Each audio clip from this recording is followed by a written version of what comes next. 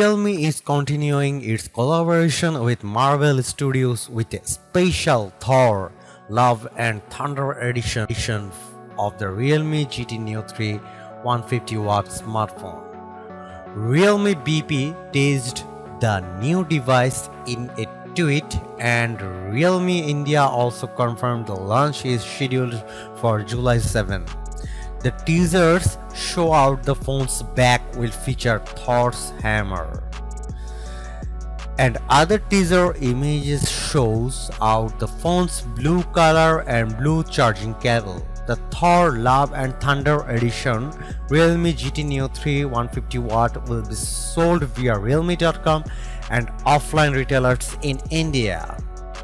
This would be the second Realme and Marvel phone collaboration after the Realme X Spider-Man edition from 3 years ago. That's it from today. See you in the next video.